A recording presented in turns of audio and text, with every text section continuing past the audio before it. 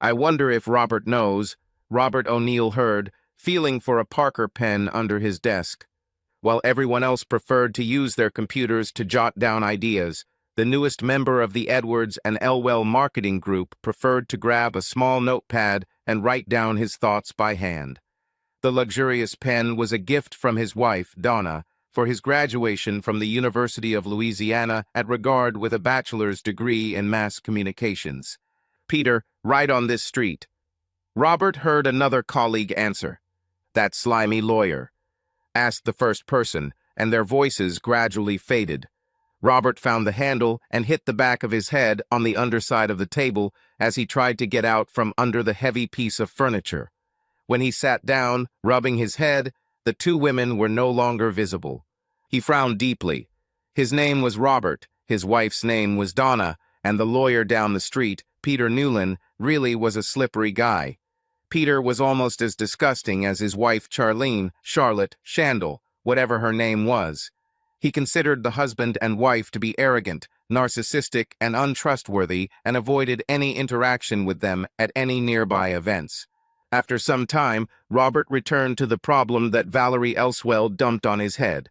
Salad Lights, a restaurant that served salads and other healthy foods, was once a trendy destination for those who wanted to avoid the carbs, fats, and oils associated with fast food establishments. But recently it has lost its popularity. Sales are falling. Most restaurants experience little change in clientele, but Salad Lights saw a sustained and significant decline over the past quarter. With a Parker pen in hand, Robert drew a rabbit and a head of lettuce. Salads. They're not just for rabbits, Robert said out loud. Oh, well, that's terrible, she giggled. Adarina, a pretty receptionist, walked past his open door. Robert smiled. The bubbly 18-year-old was 6 months pregnant and spent more time in the bathroom than sitting in the lobby of a small marketing firm. This meant that several times a day she walked past his door, delighting him with the sight of her happy, smiling face, large breasts, juicy round ass, and bulging belly. The petite girl wore maternity dresses, although Connie Edwards told Adarin that she can wear maternity pants and tops if she wants. Her dresses were always made of soft material and pleasant colors.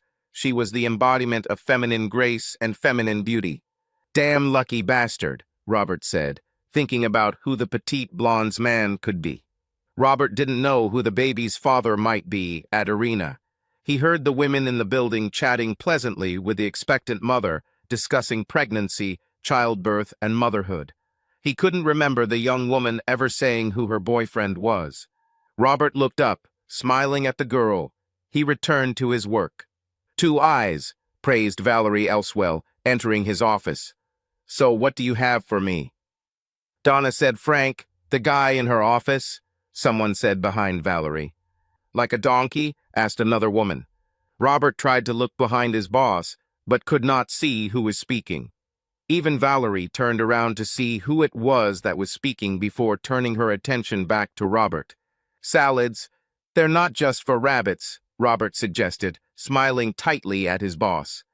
No, Valerie said. How long has she been doing this? Surely Robert has already suspected something.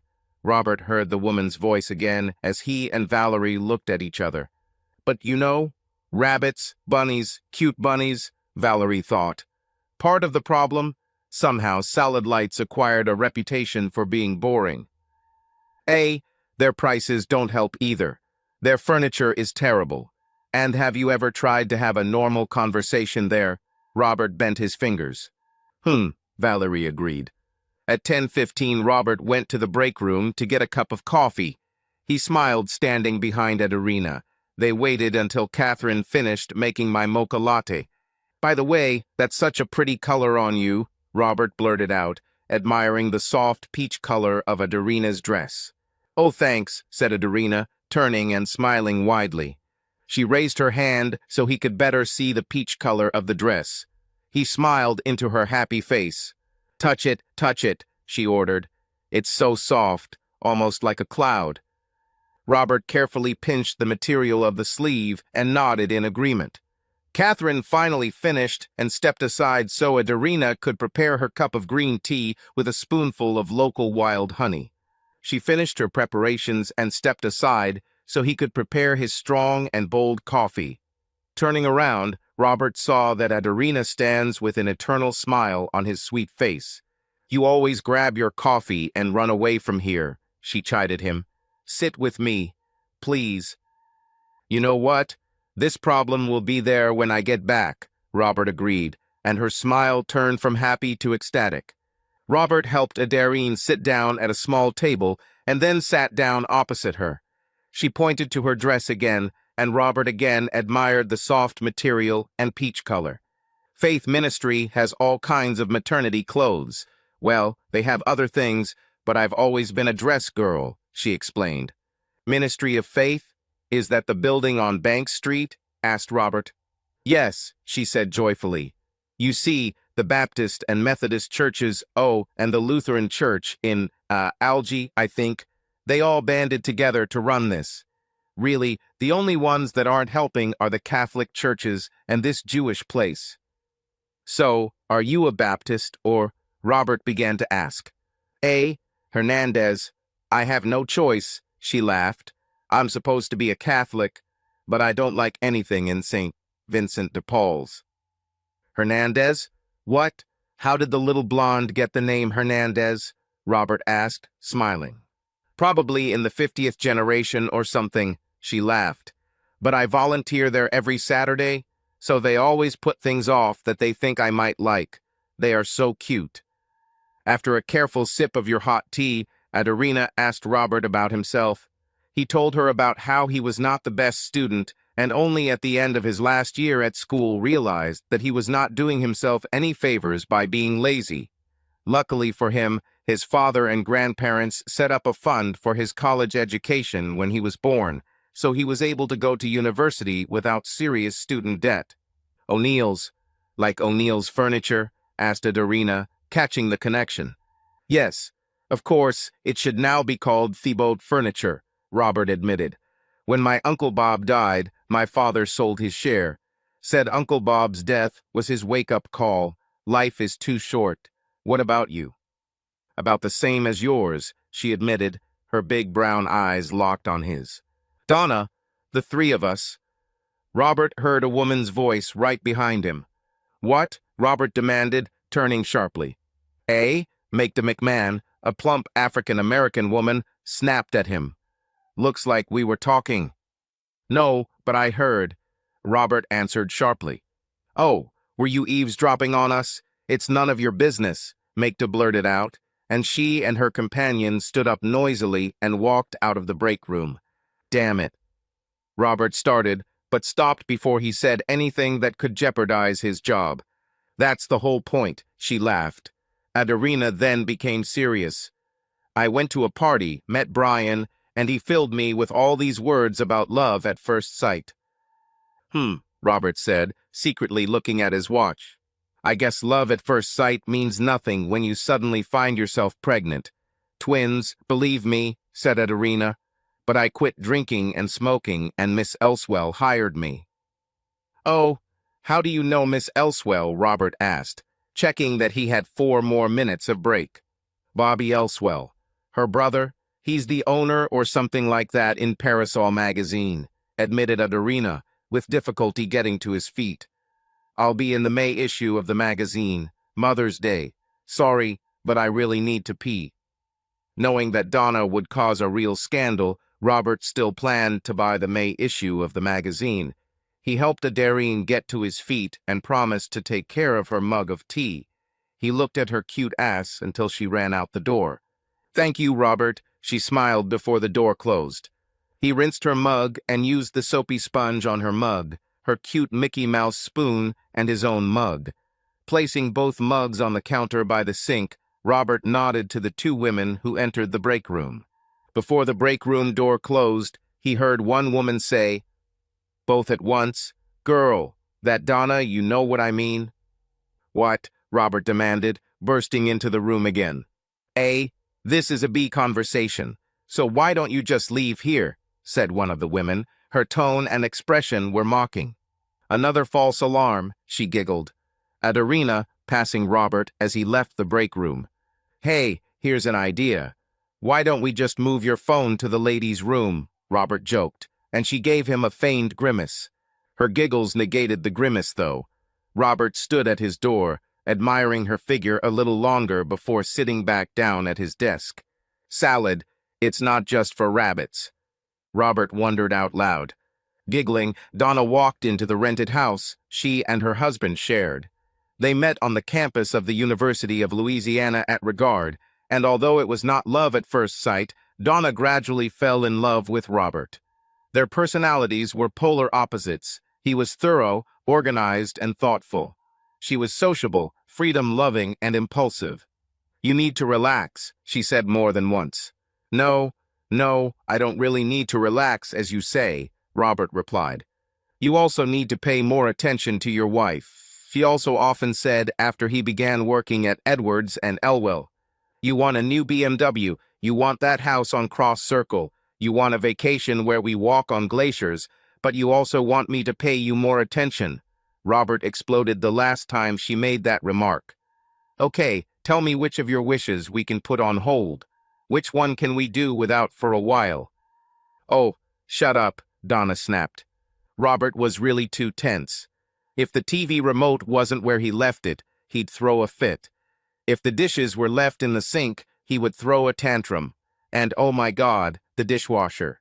According to Robert, there was a correct way to load a dishwasher. It's a dishwasher.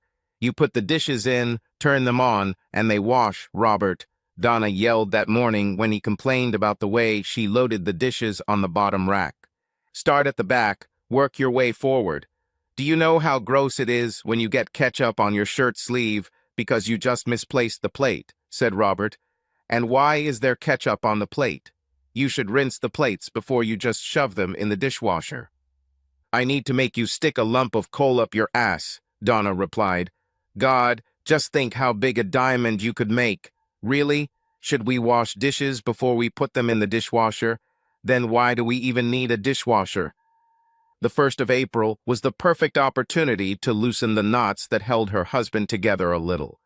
This was also the perfect opportunity to show Robert that he really needed to pay more attention to his wife.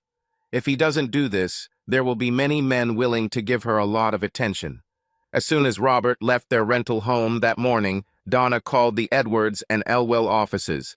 A girl listened, laughing, as Donna explained what she wanted and promised that she would try to help Donna. I should have found out her name, Donna muttered as she began preparing dinner. Robert will come and accuse her of having an affair with that handsome lawyer or her employee Frank. Donna will then shout April Fools. Whoever answers the phone at his office will confirm Donna's words. And after he gets over his little dissatisfaction, she will remind him that he needs to relax. She will also remind him, after hot sex to start the weekend off right, that he must keep his wife a priority. He needs to make sure that his wife always comes first. It was 6 o'clock. Even if Robert stopped by the gym, he should have been home by now. At 6:30, she put the hot chicken salad on the table and checked her cell phone. There were no messages, no voicemail. Hey, where are you? She sent it to his mobile phone. Donna ate her dinner, perking up whenever I heard a car on their fairly quiet street. After putting her plate in the dishwasher, deliberately not rinsing it and placing the plate sideways on the counter, Donna called Robert's cell phone. Hey, honey, where are you? Asked Donna. At 8:30, Donna called Miss Peggy, Robert's mother. The usually warm and sociable woman answered the phone angrily. Donna wondered for a moment if it was possible she had the wrong number. Miss Peggy, is Robert there? He should have been home by now and... Donna asked. Well, why don't you ask Peter or whoever Frank is where he is? Peggy O'Neill growled and ended the call. A second call to her mother-in-law's cell phone went straight to voicemail. Donna explained that it was just an April Fool's joke. A call to Tim O'Neill, Robert's father, also went straight to voicemail. A text message sent to both Miss Peggy and Tim, again explaining that it was just an April Fool's joke, went unanswered. Donna didn't call Robert's brother, Timmy. When she first met the O'Neill family's eldest child, Donna couldn't believe that Robert and Timmy were brothers. Robert was quiet, thoughtful, and compassionate. Timmy was an arrogant jerk, true narcissist. If it didn't benefit him, Timmy wouldn't help Donna. The rivalry between the brothers was extreme. If it hurt Robert, Timmy enjoyed his brother's misfortune. A call to Robert's older sister, Kira, brought Donna a "go to hell, don't call me again." A text message sent to Kira's phone explaining that it was an April Fool's joke brought Donna. "Yeah, of course. Blocking your number now, bitch." It looks like the family's youngest child, Ain O'Neill, has already blocked Donna's number. Donna tried calling Robert again, but it went to his voicemail again. She left a message explaining that it was just an April Fool's joke, but apparently Robert was too sensitive for that. Donna tried watching reality TV on TLC. It was a show that Robert hated. Every time he walked into a room, Robert would point out how all these people seemed to take no responsibility for their lives. They all wanted to blame someone else for their misfortunes and failures. Donna couldn't concentrate on the show and turned it off 12 minutes into the program. She got up and went to the bedroom. "Crap," she exclaimed. Robert always made sure the doors were locked and the oven and stove were turned off. And on Saturdays, garbage was collected in their area. Checking the trash can under the sink, Donna saw that it was more than half full. She pulled out a bucket, then remembered that Robert always started upstairs in the trash can in the master bathroom. Then, whether they had guests or not, he would check the trash can in the guest bathroom. Even if there was only one paper towel, he would pull out the pad. Finally, he would take the trash can out of the kitchen, place the trash bags from the bathroom in the kitchen bin, and drag it into the garage, where there was a large outdoor trash can wedged against the far wall. "It's a hell of a lot of work," Donna muttered as she walked around the house. Walking into the garage, Donna looked at the spot where Robert's practical, ordinary, simple Ford Focus usually sat. Then, throwing everything into the trash can, Donna pressed the switch to open the garage door. She remembered that she took off her bra as soon as she got home. Apparently, she's put on a few pounds since she bought the bra. Her bras dug into her back and shoulders, especially after a long day at work. Crossing her arms over her bare chest, Donna rolled the trash can onto the curb. Then she hurried back to the garage. Halfway up the stairs, Donna remembered again that she needed to check all the doors, the oven, and the stove. Having done all this, she turned around and saw that she had left the coffee maker on again. The coffee maker sat all day, the burner scorched the glass jug. Since there was no coffee in the jug, touching the overheated coffee pot was enough for it to break. "Crap," Donna screamed. "Just fucking perfect. Exactly what I need." She was halfway up the stairs when she remembered that she still hadn't turned off the coffee maker. Walking down the stairs, she turned off the device, then pulled the plug from the socket.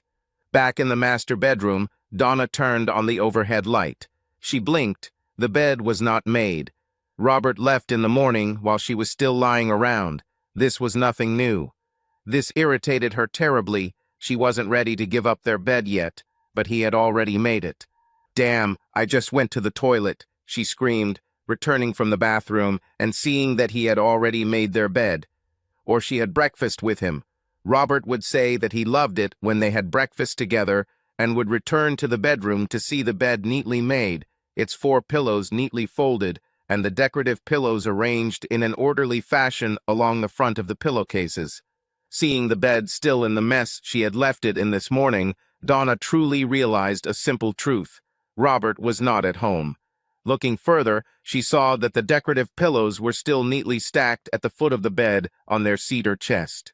2 pillows in their decorative pillowcases were sandwiched between the bed frame and the nightstands, waiting for Robert to pull up the blanket, throw, and sheet, and then fold the sheet before putting her 4 pillows and your 2. "They're gone," Donna whispered, suddenly feeling dizzy when she saw that Robert's 2 pillows weren't on the bed. "Robert, oh Robert, I'm so sorry," she sobbed sadly as his voicemail went on. "Please, please, it was just a really stupid April Fool's joke." After a restless night, Donna was awakened at 8:30 by the usually annoying sound of Robert's lawn mower. Rolling over, Angry at being woken up after a night of restless sleep, Donna woke up abruptly, full of joy. But it wasn't Robert. It was old man Wellman, their neighbor. Cursing her neighbor, Donna burrowed under her pile of pillows, trying to drown out the sound of the lawnmower.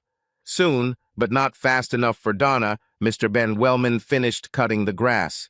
Just as Donna was starting to fall asleep again, the annoying screech of Mr. Wellman's trimmer was heard. Giving up on sleep, Donna walked down the stairs. I tried to turn on the coffee maker, but remembered that the jug was broken. She went back up the stairs and got dressed. Her only concession to her appearance was that she wore her dark brown hair in a messy ponytail.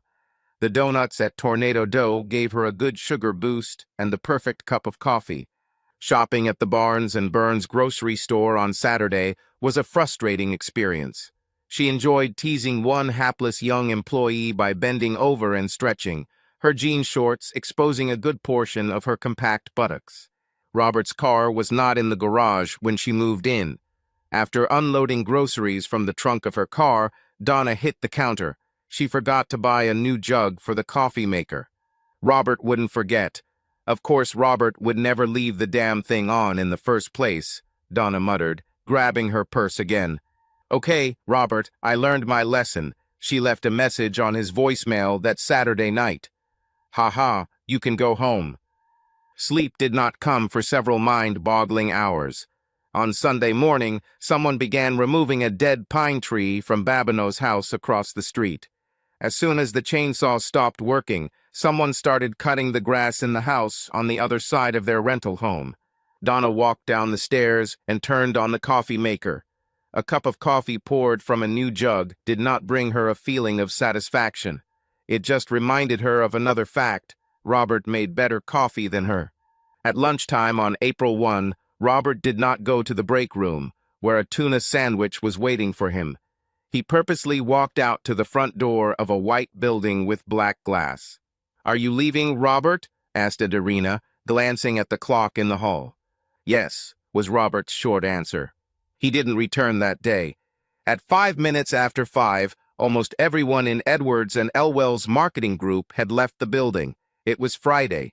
After the telephone system switched to the answering machine, Adarina I went out and turned off the computer. She sat for a long time, thinking, pee now or wait until he gets to his trailer. "Of course, there will be an accident on the 19th, she said to Adarina, getting to his feet. "And then I'll have an accident," she giggled as she hurried to the toilet. "You'll make a groove on this floor," Connie said cheerfully as Adarina rushed past her office. "Mr. Connie O'Neill said we should just put my desk in the bathroom," she giggled. Adarina, but didn't stop. "Good idea," Connie agreed. On Monday, Robert was dressed the same as he always did on Mondays. On Mondays, he wore his charcoal single-breasted suit with a white shirt and a gray and black striped tie. Adarina greeted him with a joyful smile. Robert returned her greeting, but she noticed that the smile did not reach his tired eyes. "Adarina, I'll leave here around 2. I don't know if I'll be back later or not," Robert said. "Oh, and if Donna calls, please don't contact her, please." "Oh, okay," she agreed. "Adarina, losing my smile. Amaze me, delight me, make me want to have your children. What do you have for me?" Valerie demanded, bursting into Robert's office before he could even check in. "Rabbits, sweet bunnies," said Robert, checking in. "And—" Valerie hurried him, waving her hand as a sign of impatience. Very quickly, Robert took a disposable pen from his desk drawer and sketched 2 pathetic, slightly overweight rabbits. At the top he wrote one rabbit, complaining because she wants chocolate. The second rabbit demanded chocolate, and pizza, and hamburgers, black bean burgers, of course. Valerie said, raising one eyebrow, waiting. Robert turned the page and drew the same 2 rabbits looking to the left as a third rabbit entered the page. Robert drew a rabbit that looked like Adarina, with the exception of large breasts and a pregnant belly. But she had a delicious ass and a big tail. "Oh, I want chocolate, I want burgers." "Well, while you 2 just sit around and complain about what you can't have. I'm going to Salad Lights." "Gotta jump, bunnies," Robert wrote. fresh ingredients, delicious dressings. Gotta jump, bunnies, Robert said, using a deep announcer voice. The 1st of April was on a Friday, Valerie said. Be serious. Don't try to pull this on me. I think it's nice, she said to Adarina from Robert's office door. We pay you to eavesdrop on other people's conversations, Valerie asked the young woman. Oh no, I was passing by to go to the toilet and heard you, admitted Adarina, leaving. We need to jump, bunnies. 10-second spots. Animation for television and social media, voiceover for radio, said Robert, perked up by the approval. Adarina. He pointed in the direction the 18-year-old beauty had gone. Valerie looked in that direction. That was one of our target audiences right there, Robert said, and she thought it was cute. Hormonally driven 18-year-olds are our target audience? Asked Valerie, her eyes sparkling. Just say 18-year-olds. Are there 18-year-olds who aren't driven by hormones? Robert smiled widely. Okay, work with Magda on the arts. Let's see what you two can do, Valerie said. Then we'll pitch it to the salad lights and see what they say. Magda was sullen and short with Robert. When he asked her directly what he had done to hurt her, Magda became aggressive. Loudly, she demanded to know why he was asking, becoming increasingly agitated. Because I want to waste my time, Robert replied sharply and left her workplace. 2 hours later, Magda noisily entered Robert's small office, sighed in exasperation, and plopped down in her chair. Robert ignored her, continuing to work on his computer. He continued to ignore the heavy woman despite her repeatedly clearing her throat. Valerie said I have to work with you or I'm out of here, she finally said. Really? Do you already know where you'll be applying? Robert asked, saving his work. What? What does this mean? Magda demanded. That means, other than some audio, I'm done, Robert said. 2 semesters of AutoCAD with Dr. Berta Whitehead. So good luck in your future endeavors, Mrs. McMahon. Robert barely had time to escape from the Edwards and Elwell building to meet Trevor Williams. Sitting in a comfortable chair and sipping a cup of strong coffee, Robert told the young blonde man his story of heartbreak. Is there a chance for reconciliation? Trevor asked softly.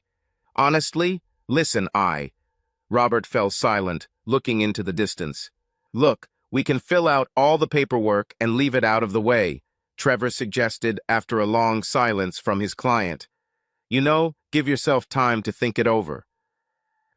I was going to break up with her. God, so demanding, so needy, Robert said thoughtfully, looking through the documents. Of course, then she shows up pregnant. Robert picked up a piece of paper.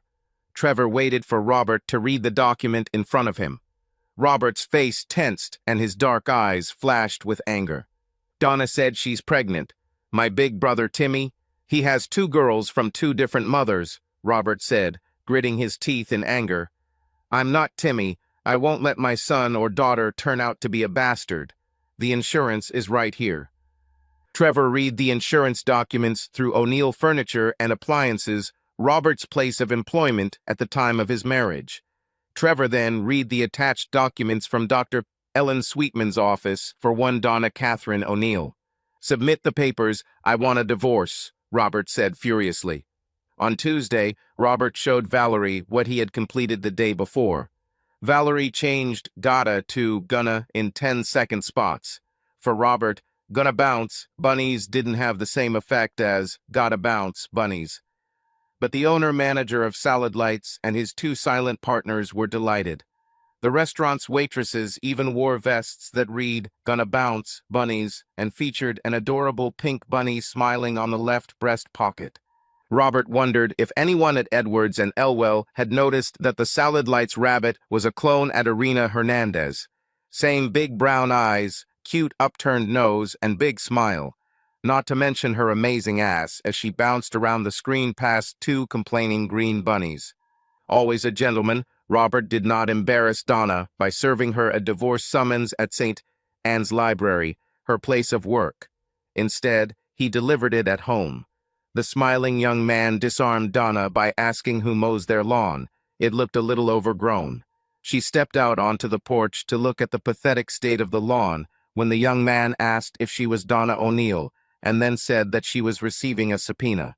Their neighbor, Peter Newland, immediately agreed to represent Donna in O'Neill v. O'Neill. With a smile, he offered Donna a good neighbor discount. Peter made it clear what he expects beyond what he plans to charge for his services. "Now I understand why Robert didn't love you," Donna thought as Peter showed off, and Charlene, his wife, wore a predatory look on her face. Donna knew how to play the game. She fooled more than one man by the nose, smiling, giggling, making light touches. She knew how to hint, but never promised anything. She hinted, but never agreed to provide her services to Peter or Charlene. She used her cell phone to transfer $1,000 from her bank account to pay for Peter's services. "Oh, you know what I want. I mean, have you ever seen yourself in a suit?" Donna whispered to Peter. Or, "Oh my God, in that swimsuit. But we have to wait, okay?" Donna considered going to Edwards and Elwell to run into Robert. But, still believing that Robert was making a mountain out of a molehill over a simple April Fool's joke, Donna refrained. In truth, he himself should come to her. At their first meeting, when Donna saw Robert for the first time in 5 weeks, she forgot that she had the moral high ground. She muttered about an April Fool's joke that went wrong. She mumbled about a simple misunderstanding. She claimed that an employee of his office, a girl who answered the phone, could confirm her words. Looking at Robert's indifferent face, his eyes empty, lifeless, Donna burst into tears. Ignoring the tears, Trevor Williams, Robert's lawyer, said it was a fairly simple petition with a fair division of all assets. Peter responded with a demand of 70-30 in favor of his client, so that Robert would pay all legal costs as well as Peter's fees. He also stated that Donna requires $2,500 a month to support her wife. He then stated that his client would agree to a 50-50 split only if Robert agreed to at least 10 sessions with a licensed marriage counselor. "Are divorces by mutual consent great? See you in court," Trevor smiled, rising to his feet. "But perhaps we could suggest that your client seek counseling herself. If this was a joke, then it looks pretty morbid to me." Nothing happened. It was just. Donna screamed, "That girl, ask her." Miss Peggy and Mr. Tim were not ready to help Donna. Miss Peggy supported Trevor's opinion. It really seemed like a sick joke if it was a joke. A week after Robert served Donna with a summons to petition for dissolution of marriage, Tab Properties contacted Donna. The house was rented in Robert's name, mainly because Donna Campion had a terrible credit history due to foolish behavior with a credit card when she was 18. Tab Properties was willing to rent the house to Donna, but required an inspection to determine whether Robert Michael O'Neill would receive a refund of his deposit. This, of course, meant that Donna O'Neill would have to fill out all the paperwork in her name and make a new deposit. Tab Properties paid for water and sewer for the home, but Donna would have to pay for the electricity. Looking at her bank balance, Donna began to realize how her carefree, impulsive nature was harming her. "Jesus Christ, Robert, it was a joke. It was just a joke," Donna said, tears of bitterness flowing from her eyes. Donna was supposed to be working at the St. Anne's Public Library on Saturday. This meant she would have Monday off, and she will have time to take care of utilities and fill out all the paperwork for Tab Properties. "Your personal problems are not their problem," Courtney said sharply to Simone Donna before they opened the door to the gray stone building. "Try to smile, okay?" Children and 3 employees of the Wagon Wheel kindergarten came to Story Hour. Even on Saturday, there were 14 children in the kindergarten under their care. 3 staff members smiled as they directed the children up the wide staircase to the 2nd floor. Courtney helped the women seat the children around the small stage, then sat down in a comfortable chair and picked up a book. The glasses she put on her face were greatly enlarged, and the children laughed. With a smile on her graceful face, the blonde gently reminded the children that it was not nice to laugh at someone just because they needed glasses. After all, they wouldn't like it if someone laughed at them. While Courtney was reading, actors popped out from behind the curtain to act out what Courtney was reading. The children were delighted with the story and the actors.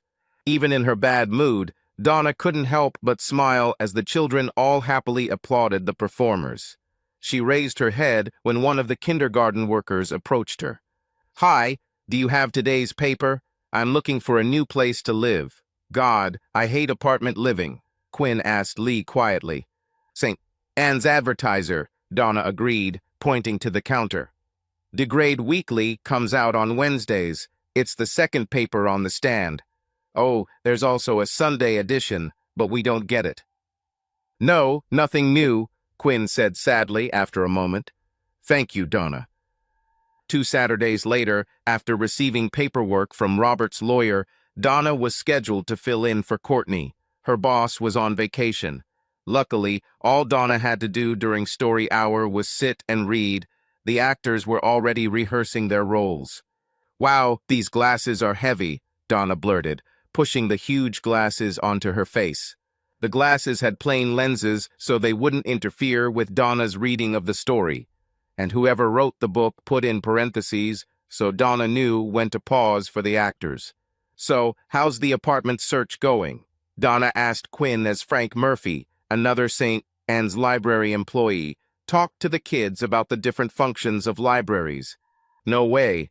All I can afford? Terrible. I mean, the Venice apartments themselves are pretty nice," Quinn said. "But I need to get away from my vile, nasty neighbor." "What is he doing?" asked Donna. "How do you know it's he?" Quinn smiled. "But I mean, he just looks at me. He doesn't say anything, he just stares." "Listen, I have a 3-room house and I live in it alone," Donna said. "I'll be glad to give you a room." "Hello," Roberta greeted Adarina with a big smile as he walked into the Edwards and Elwell lobby. "Hi, is there anything I should know?" Robert asked without even checking his box. "Valerie is looking for you, and she's not happy," she said. Adarina and Robert threw 3 envelopes into the trash can next to the mailboxes. "Snooker's sandwiches," Robert sighed, walking away with the 4th envelope in his hand. Even if the idea weren't so wrong, people would have brought about their own downfall, Robert said before Valerie could say a word. "Okay, tell me what I missed," Valerie snapped, sitting up. "Gourmet sandwiches. Sandwiches are not gourmet food, especially when everyone and their dogs are so preoccupied with their cars," Robert said. "Using cabbage instead of lettuce doesn't make ugly, stringy roast beef any more gourmet." "I've never tried their roast beef," Valerie admitted. "And adding rosemary to tuna salad doesn't hide the fact that it's tuna from a can," Robert continued. "Yeah, I didn't like it either," Valerie agreed. "But when the waiter looks at you with contempt when you ask to remove the mushrooms from your prime rib sandwich and tells you that no exceptions are made, that really doesn't make anyone want to spend $27 on lunch when there's a Tommy's Po right down the street. The boys will make any sandwich you want, anyway, for $15, Robert said. "Come on, Robert. Give me the bunny magic," Valerie begged. Robert decided to let the food speak for itself, and Dennis Snooker Hawks and his wife Sandy were arrogant enough to agree. The 10-second ads simply showed an overhead view of a single turkey sandwich on a plate of the homemade potato chips that Snooker was so proud of. The camera panned to show an overhead view of a ham and provolone sandwich on a soft roll next to a cup of hot homemade vegetable soup. The third sandwich to appear was a tuna sandwich on whole grain bread next to a Waldorf salad. The last shot was a close-up of a prime rib sandwich. The sandwich took up the entire screen when Snooker Sandwiches appeared in the bottom right corner of the screen. Neutral piano music played in the background. "They'll still lose their asses, but it won't be because of Edwards and Elswell." Valerie laughed happily when Robert showed her the social media advert. In fact, the Hawks commissioned a 30-second commercial that featured all 17 of their gourmet sandwiches with 7 sides. They decided that the prime rib sandwich should always be the last sandwich shown. Snooker was very proud of his prime rib sandwich on hard bread. "Looks like he never ate it," Robert muttered to Adarina, and she giggled. They began to enjoy their coffee breaks together every morning, and Robert changed his lunchtime to coincide with lunchtime Adarinaso. They could spend the entire hour together. They talked, laughed, and shared their frustrations with each other. Robert made her laugh when he said that he was deeply shocked to find out that he was 15 again. His father forced Robert to cut the grass just 18 hours after he returned to his old room. Robert wondered aloud when his father would make him wash and polish the old pickup truck. This was one of Tim's favorite activities for Robert before Robert married Donna and moved out of the O'Neill house. Smiling, Robert admitted that he would miss her when she went on maternity leave. "Well, you can always come see me," she suggested, Adarina smiling despite the rapid appearance of a blush. "Especially if you're ready to change diapers," she smiled, stroking her bloated belly. "Remember, I'm having twins. A second pair of hands would really come in handy." Adarina was on maternity leave when the case O'Neill v. O'Neill was heard by a judge. Judge Marie Robichaud decided that a 50-50 split would be fair, with Robert paying the court costs and both parties paying their attorney's fees.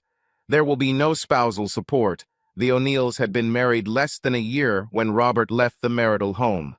With a bang of her gavel, Judge Robichaud asked her bailiff to call the next case. "Robert, can we talk?" Donna pleaded as Robert followed his lawyer out of the courtroom. Robert turned, dark eyes blazing as he looked at his ex-wife. Donna's eyes were too clouded with tears to see the rage in her ex-husband's eyes, but Peter Newland noticed the seething rage in the gaze of his former neighbor. "No," Robert replied sharply, then quickly walked away. The 1st of April fell on a Saturday.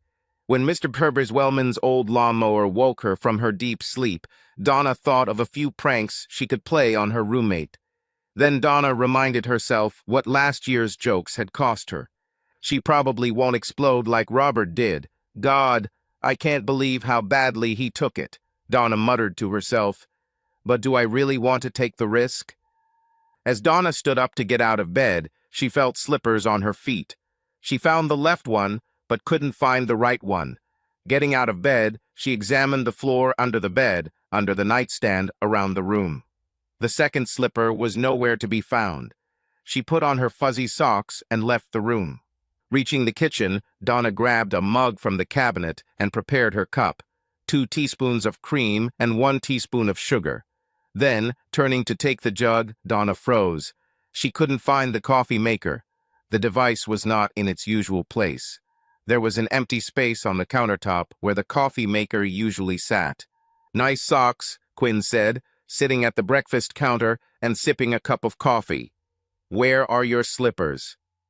Donna ignored Quinn, still trying to figure out where the coffee maker was. Quinn was drinking a cup of coffee. Donna could smell freshly brewed coffee, but couldn't find the coffee maker. "Well, as soon as you finish your coffee, we need to start cleaning up," Quinn said cheerfully. It was a tradition Quinn had started since she moved into the house. Every weekend when they were both home, they cleaned the house. From ceiling to floor, from one wall to another. Even Robert wasn't as meticulous about cleaning as Quinn Lee. Quinn cleaned on a microbiological level. Donna finally found the coffee maker in the microwave above the stove. She turned to say something to Quinn, but Quinn was gone. Taking a long sip of her coffee, Donna screamed. Quinn poured salt into the sugar bowl. There were mashed potato flakes in the coffee creamer. Returning to her bedroom to remove the bedding, Donna screamed again. There was a snake in her bed under the pulled sheet. The snake didn't move, and upon closer inspection, after several long moments, Donna saw that it was a rubber snake. "Quinn," Donna screamed. "What? Oh, cute. When did you buy the rubber snake?" Quinn asked, her face a mask of innocence. Opening her closet to grab her shoes, Donna saw that the only shoes in her closet were her left ones. Calls to Quinn came to nothing. The woman was vacuuming her carpet. Donna pulled on her shorts and carried the sheets downstairs to the laundry room. Now on guard, Donna sniffed the detergent before throwing the sheets into the car. "Is there room for a couple of towels?" Quinn asked. "Yes," Donna agreed. "By the way, where are my shoes?" "In your closet," Quinn suggested as she tossed the wet bath towels into the washing machine. "I usually keep mine there." And of course, all of Donna's shoes were now in the closet, but none of them were paired. Donna couldn't help but laugh. As she went downstairs to start cleaning the kitchen, Donna screamed again. Washing machines make soap bubbles everywhere. Donna realized that the wet towels Quinn had thrown with her bedding must be to blame. Luckily, she knew to add vinegar to the washing machine. Then she wiped the wet floor. Having finally finished cleaning, Donna carefully closed and locked her bedroom door. She then closed and locked the bathroom door. After making sure her clothes were safely tucked away with her in the bathroom, she headed to the shower. Damn it! Donna was indignant, trying to squeeze the shampoo out of the bottle. Unscrewing the cap, Donna saw a thin membrane of plastic wrap stretched over the neck of the bottle. She sniffed the shampoo carefully before applying it to her hair.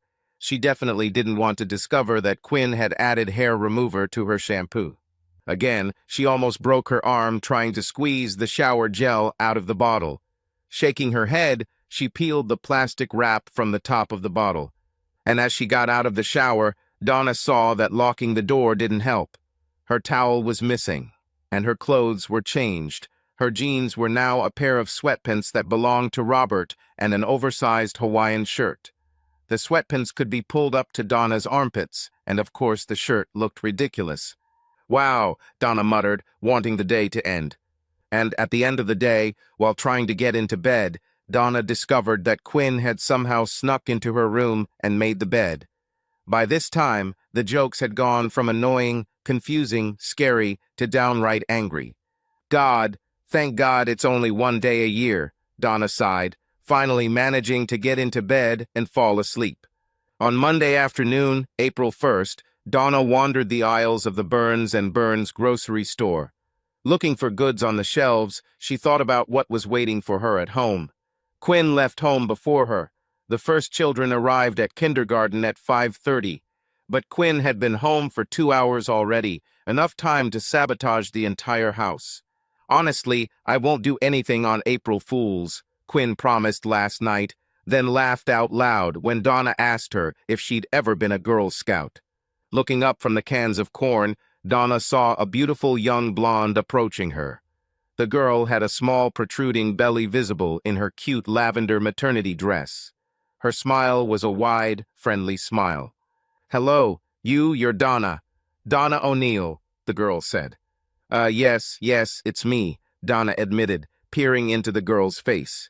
The young woman had waist-length light brown hair, large brown eyes, a cute upturned nose, and a wide, infectious smile. Even in the loose folds of her maternity dress, her impressive breasts were visible. "Robert had a photograph of you on his desk. I worked with him at Edwards and Elwell," the girl explained. Oh yeah. Hi, how are you doing?" Donna said, still trying to remember the girl. "Oh, I'm fine. How about you?" asked the blonde. Donna said, trying to put a smile on her face. "Well, I saw you when you came in. I just wanted to say hi," the girl said and walked past Donna. Yeah, hi," Donna agreed, watching as the young woman walked around the end of the aisle and into the next aisle. After throwing a few cans of corn, some mixed vegetables, and a few cans of chopped tomatoes into her cart, Donna turned the corner. Donna froze when she saw a beautiful young woman pushing a double stroller. And next to the woman was Robert, and he held one of the twins in his arms, holding the laughing girl above his head. "And will you eat all these beans?" said Robert. "You're going to get so big. You're going to be even bigger than Daddy." He looked good.